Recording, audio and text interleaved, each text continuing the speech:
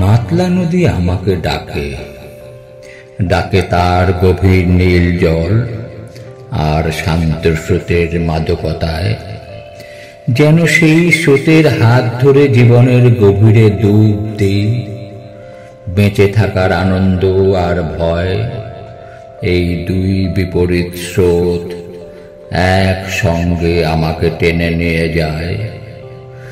আমি দাঁড়িয়ে থাকি নদীর পাড়ে, দেখি সবুজে ঘেরা ছোট ছোট দ্বীপ, যেখানে কুমিরেরা অলস চোখে চেয়ে থাকে।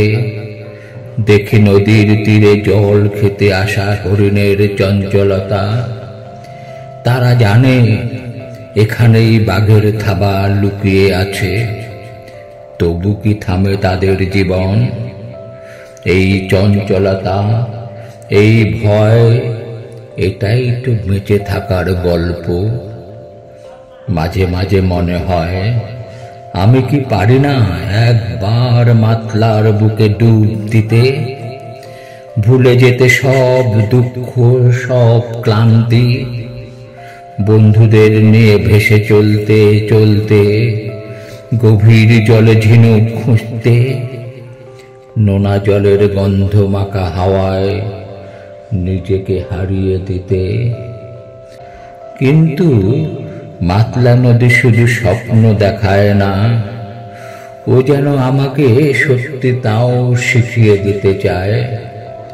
নদীর বুক দিয়ে ভেসে আসে আধ খাওয়া মৃতদেহ, জঙ্গলের গভীর থেকে শোনা যায় বাঘের হুংকার। কুমিরেরা যখন নদীর মাঝে মাথা তোলে, তখন জীবনের বিপন্নতা আমাকে গ্রাস করে। এই নদী আমাকে বলে, জীবন এত সহজ নয়, এখানে ভয় আর আনন্দ পাশাপাশি থাকে। তুমি পারবে কি এই দুইয়ের ভার সামলাতে? তবু নদী আমাকে ছাড়ে না, তার ঢেউয়ের সুরে, তার স্রোতের টানে আমাকে ডাকে, বলে, এসো একবার নিজেকে হারিয়ে দাও, জীবনের গান গাও মৃত্যুর ভয় ভুলে। আমি জানি একদিন আমি মাতলার ডাকে সাড়া দেব, ডুব দেব তার নীল স্রোতে, অথবা হারিয়ে যাব সুন্দরবনের গভীর জঙ্গলে। তখন হয়তো বুঝতে পারবো বাঁচা আর মরার মধ্যে পার্থক্য কতটুকু।